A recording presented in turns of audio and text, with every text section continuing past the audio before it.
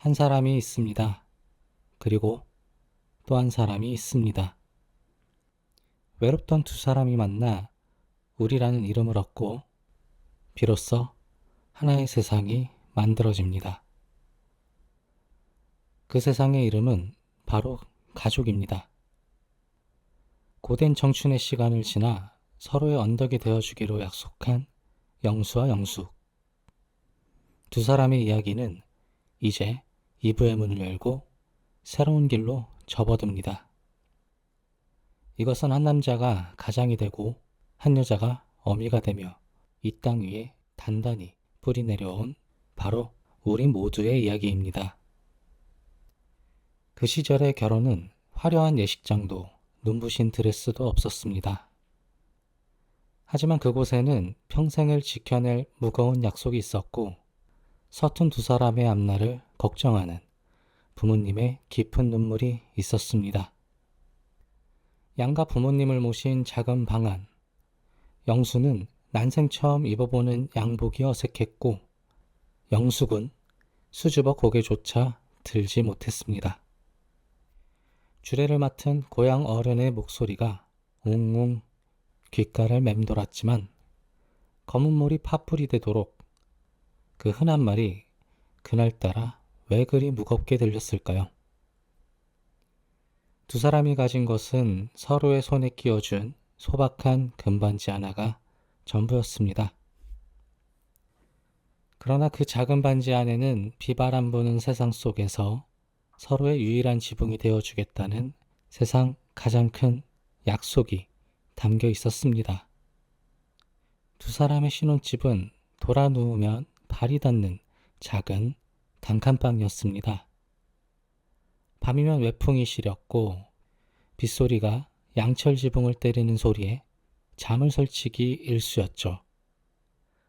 서툰 살림에 실수가 잦았지만 두 사람은 그 가난 속에서 웃는 법을 배웠습니다. 하지만 웃음 뒤에는 늘 현실의 무게가 따라왔습니다.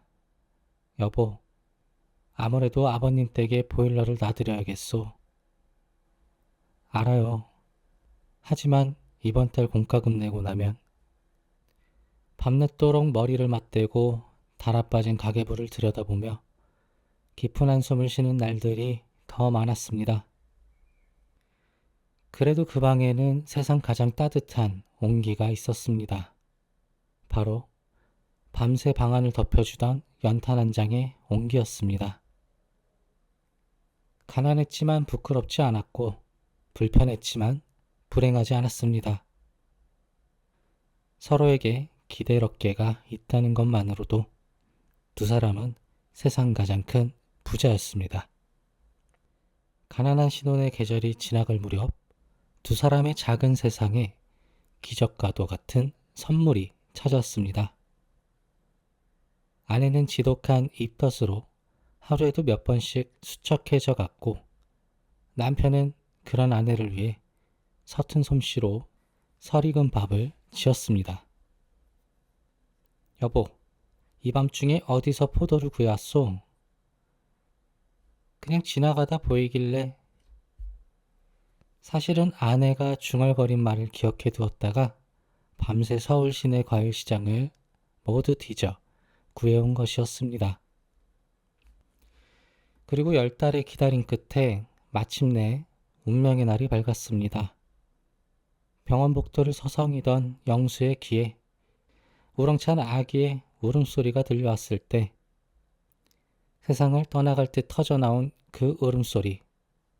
영수는 그 작은 생명 앞에서 처음으로 아버지라는 자신의 새로운 이름을 들었습니다. 간호사가 건네주는 아이를 조심스럽게 품에 안았을 때 영수는 온몸이 떨려왔습니다.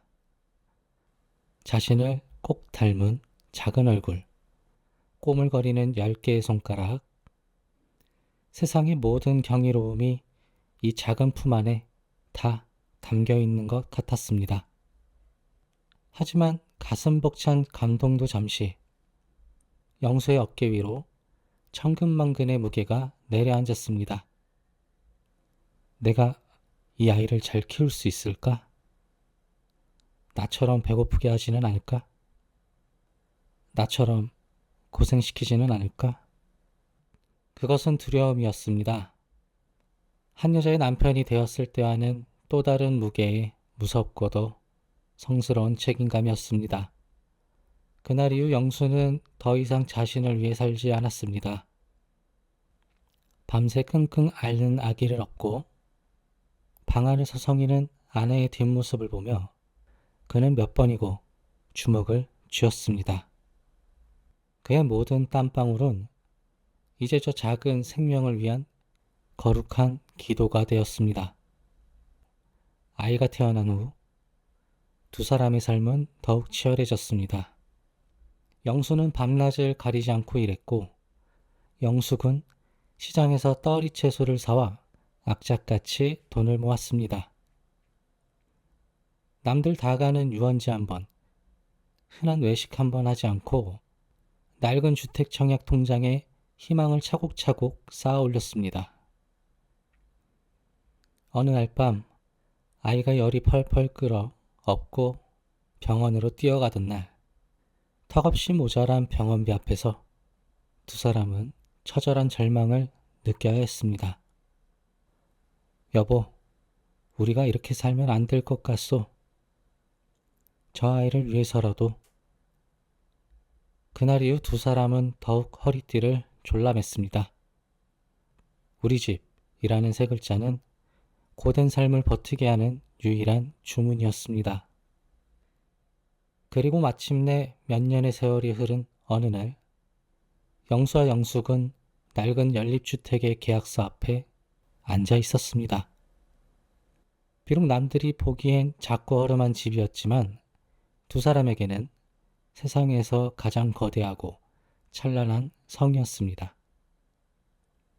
매매계약서라는 글자 아래 자신의 이름 석자를 눌러쓰고 도장을 찍는 순간 영수는 끝내 뜨거운 눈물을 떨구고 말았습니다.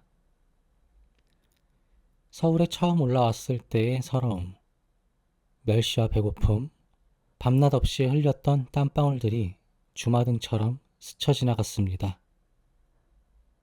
아내는 그런 남편의 어깨를 말없이 토닥여 주었습니다.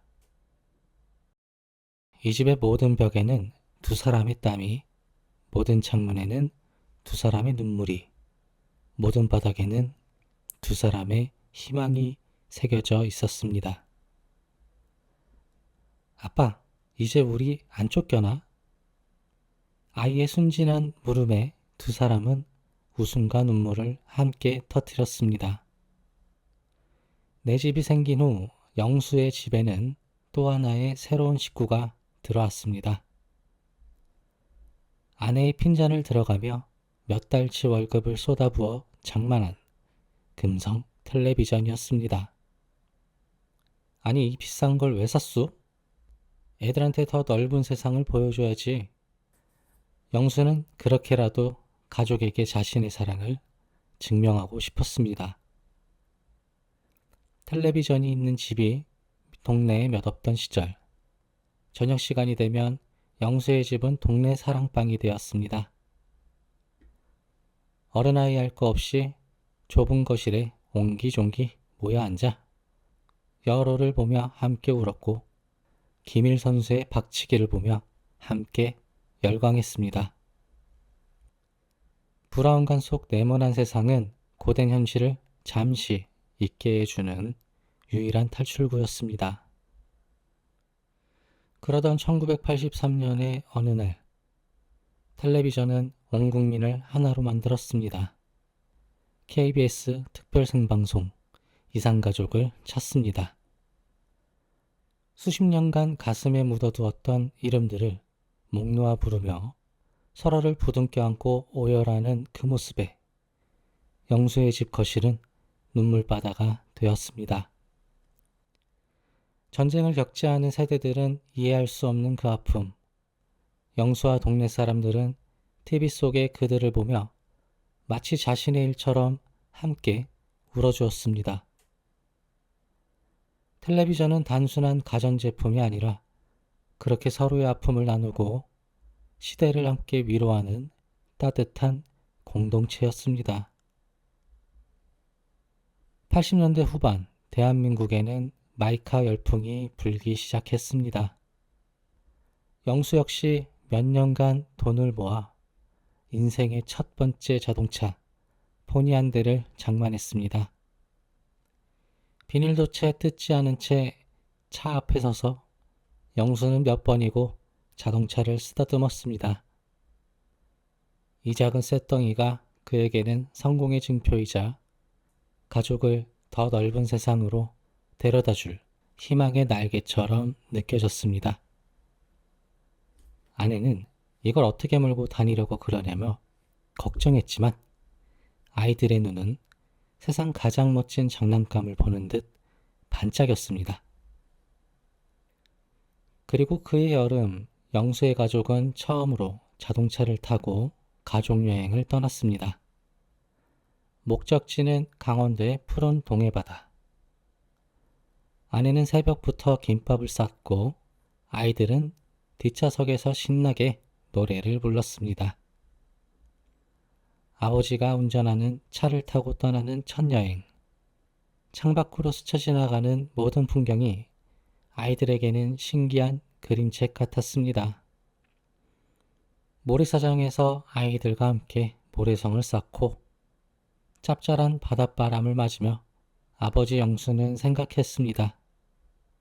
그래, 내가 이 모습을 보려고 그토록 치열하게 살았구나. 그것은 고된 세월에 대한 가장 달콤한 보상이었습니다. 세월은 흘러 1990년대 아버지의 땀으로 자라난 아이들은 어느새 훌쩍 커 아버지만한 청년이 되었습니다. 그리고 그해 겨울 영수의 집에 기쁜 소식이 날아들었습니다. 아들이 그토록 원하던 대학교에 합격한 것이었습니다. 합격 통지서를 받아든 영수의 손이 파르르 떨렸습니다. 자신이 포기해야만 했던 배움의 길, 까만 교복을 벗어두고 서울로 와야만 했던 그 서러운 날들이 눈앞을 스쳐 지나갔습니다. 못 배운 하늘, 자식에게만큼은 물려주고 싶지 않았던 아버지의 마음. 아들은 그런 아버지의 평생의 소원을 이루어준 것입니다. 아버지, 감사합니다. 쑥스럽게 내뱉은 아들의 한마디에 영수는 애써 고개를 돌려 눈물을 감췄습니다.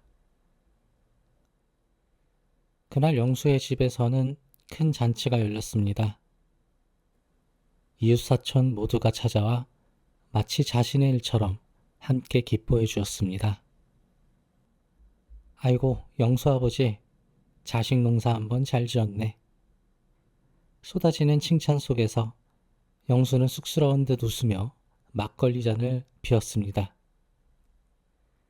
자식의 성공이 곧 나의 성공이었고 내 자식의 기쁨이 온 동네의 기쁨이었던 시절.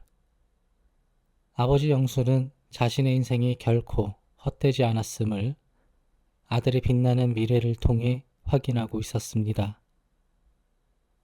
자신의 꿈을 접어 자식의 꿈을 키웠고 자신의 오늘을 희생해 자식의 내일을 만들었던 이 땅의 모든 위대한 아버지, 어머니들.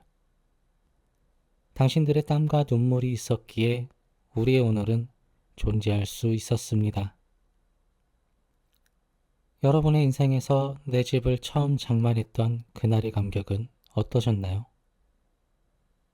혹은 자식의 기쁜 소식에 세상을 다 가진 듯 행복했던 그날의 기억을 간직하고 계신가요? 당신의 가장 큰 보람과 행복의 순간을 댓글로 함께 나눠주세요. 다음 시간에는 대한민국 모두가 허리띠를 졸라매야 했던 시련의 시간 제3부가 이어집니다.